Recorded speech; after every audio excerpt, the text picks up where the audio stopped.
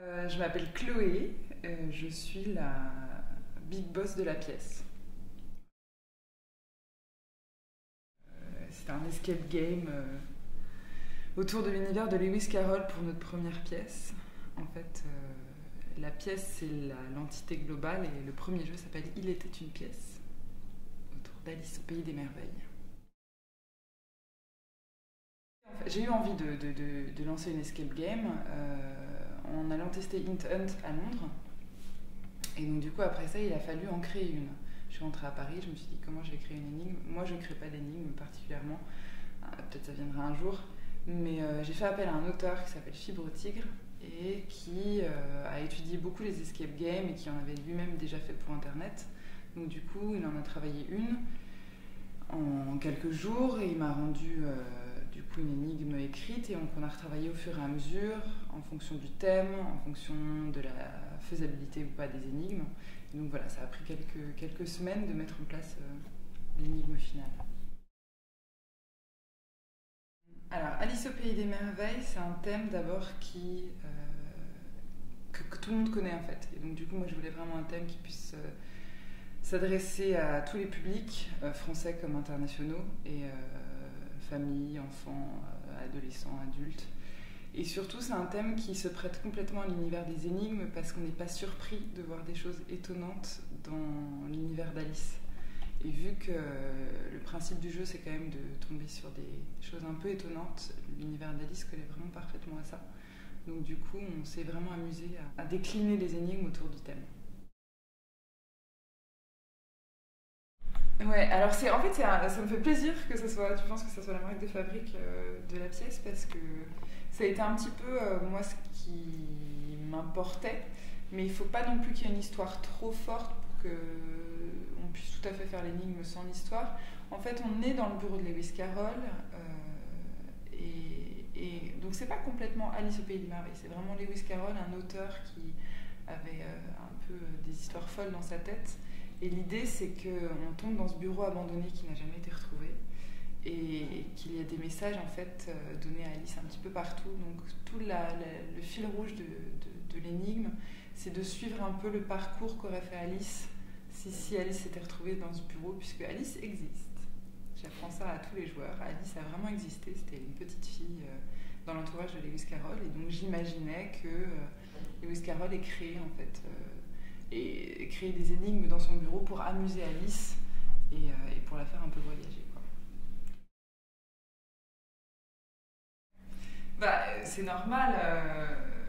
En fait, ce qui est un peu compliqué, c'est que je voulais pas que les gens aient besoin de voir Alice pour faire la pièce. Après, il y a des gros clins d'œil où j'ai des joueurs qui découvrent un petit peu des énigmes sans avoir à passer par tout le parcours logique parce qu'ils connaissent bien Alice.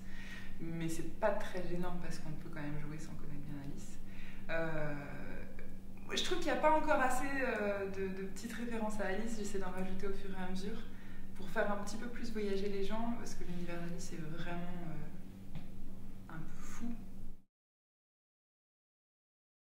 On a une seconde pièce en préparation pour le premier trimestre 2015, je dirais, sur lequel je travaille avec l'auteur qui a travaillé sur la première pièce. Et sur un thème complètement différent, mais que je ne pourrais pas dévoiler, puisque c'est très mystérieux encore. Et je pense que ça va être assez chouette, et que ça va surprendre les gens.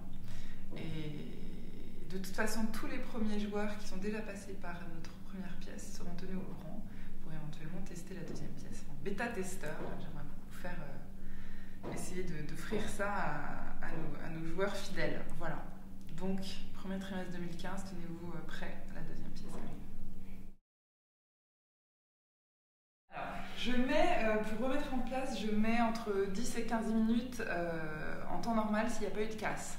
Après, on a des joueurs un petit peu forts et costauds qui parfois cassent un petit peu des choses, donc ça demande un tout petit peu plus de temps de remise en place. Mais sinon, ouais, c'est 10-15 minutes si j'ai de la musique, parce que c'est très entraînant, et faire sans musique, ça va beaucoup plus vite. C'est un conseil que je donne à mes concurrents. Ranger en musique, ça marche très bien. Alors, la pièce, l'énigme est faite pour tous les publics. Vraiment, on a accueilli des enfants à partir de 7 ans jusqu'à des grands-parents. D'une manière générale, moi j'ai quand même plutôt un public trentenaire, c'est quand même la majorité qui viennent entre amis, à l'occasion notamment du garçon, de jeunes filles, ou alors des sorties comme ça avant un resto, avant un ciné. Mais la pièce est vraiment designée pour tous les éléments, et les week-ends et les vacances, j'ai quand même beaucoup de familles, et ça c'est assez agréable parce que surtout que c'est un univers qui plaît beaucoup aux familles, et je vois souvent les enfants avec des étoiles dans les yeux quand ils sortent de la pièce, donc c'est chouette. J'ai pas de demande en mariage comme Hinton, je suis un peu jalouse de leur anecdote. Non, moi j'ai pensé à une anecdote assez rigolote. C'est une jeune fille qui a offert le jeu à ses parents sans leur dire ce que c'était. Donc du coup ils sont arrivés tous les trois. Et donc c'est moi qui ai annoncé ce que ça allait être. Et en fait j'ai vu son père complètement halluciné sur le principe en me disant mais qu'est-ce que c'est que ce truc, où est-ce que vous m'avez emmené, et qui commençait à être un petit peu pas content de ce que sa fille lui avait préparé et qui voulait vraiment pas être surpris comme ça. Donc j'étais un peu embêtée, j'ai quand même emmené dans la pièce, je referme la porte, et en fait là, dès le moment où le jeu a commencé, il est devenu vraiment à fond dans le jeu, il s'est vraiment pris au jeu, c'était le premier à vouloir résoudre toutes les énigmes, et il est sorti, ils sont sortis déjà en moins de 60 minutes, et il est sorti avec un sourire aux lèvres d'une oreille à l'autre, et ça m'a fait vraiment plaisir de voir qu'on pouvait convaincre aussi des gens comme ça, alors qu'a priori ils partaient un petit peu défaitistes sur l'idée du jeu, quoi. Ouais, bah j'ai testé Int Hunt, la première pièce je l'ai testée en Angleterre, et la deuxième pièce, Zen Room, je l'ai faite il y a quelques semaines sur invitation, et c'était très sympa.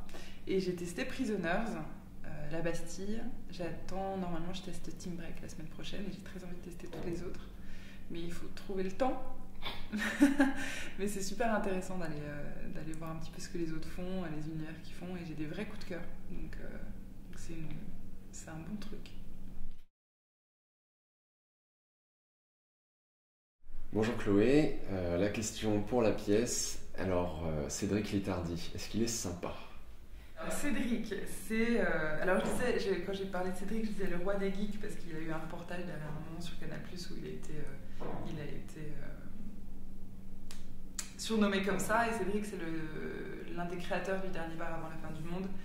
C'est quelqu'un qui vient de l'univers du manga, qui a amené l'édition manga en France, donc c'est un peu quelqu'un qui est vraiment dans l'univers du jeu, des geeks, et qui naturellement s'est imposé à moi quand j'ai cherché un associé, parce que c'est quelqu'un qui est tout à fait prêt à suivre et à encourager ce genre de projet.